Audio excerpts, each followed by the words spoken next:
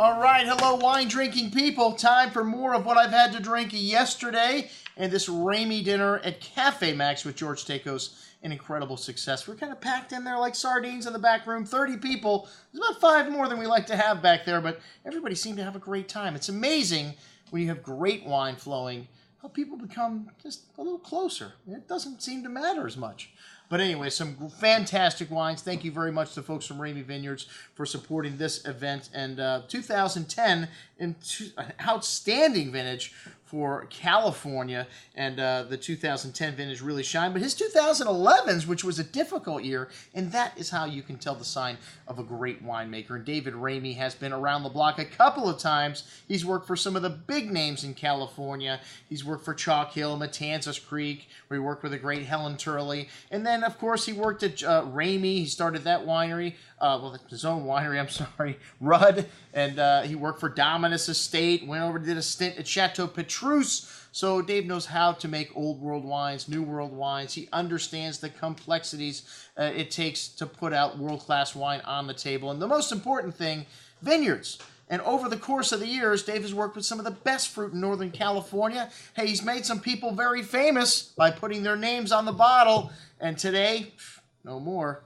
The Annam, which I think 2005 or 6 was the first year he made that wine. He said, look, I'm tired of these growers, put their name on the bottle and all of a sudden now they make their own wine or double the price of my grapes. Hyde and Hudson, 2 good friends, and these guys still do business on a handshake.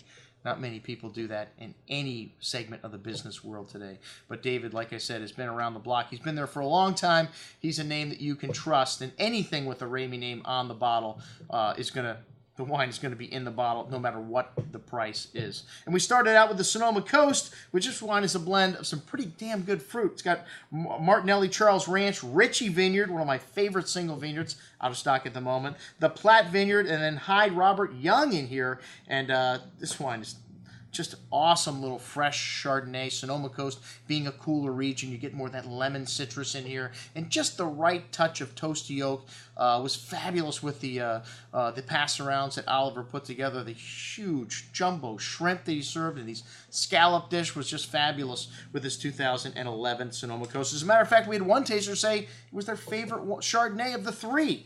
Hey, the Hyde and the Hudson, definitely a step up. The 2010 Hyde was my favorite wine of the night. This Hyde Vineyard was the first wine that David Ramey made, and 10 just had, to me, a little more backbone, a little more acidity, and this wine definitely still a baby. This is a wine you could keep 5, 7 more years easily, and this is the 5th bottling in a row to come from the B Block, which was planted in 2001, to the Wente clone.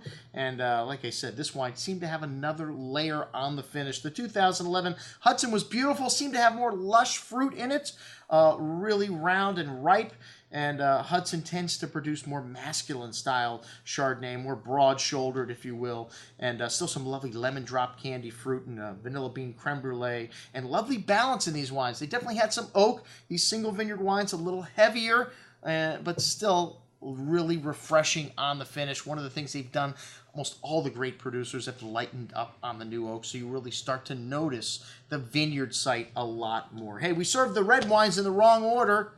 I don't know what I was thinking when I proofread the menu, although I have to say it did come over last minute. We kind of put this thing together. We had 9 reservations on Friday before the event, and then 37 like Saturday, the moment we sent the email out. So people definitely respond to the Ramey name. And the 2010 Cabernet, well, Cabernet Sauvignon is what Napa Valley is all about. The 2010 vintage, outstanding, a cooler year, very classic Cabernets. This wine is 100% Cabernet for the first time, and it's a blend of different vineyard sites, though, throughout Napa Valley, so that is how they get complexity in this wine. Some lovely dark currant and cassis berry fruit, and nice structure in this wine. It had some tannins here, but ripe and round, and wonderful freshness at the end, some nice cigar box spice, some nice oak in this wine as well, but again, lovely balance and drinking very nicely, even at this young stage in its life. The 2012 Claret, This wine really light and drinkable. You know, claret is a term the English use to represent a lighter style of Bordeaux.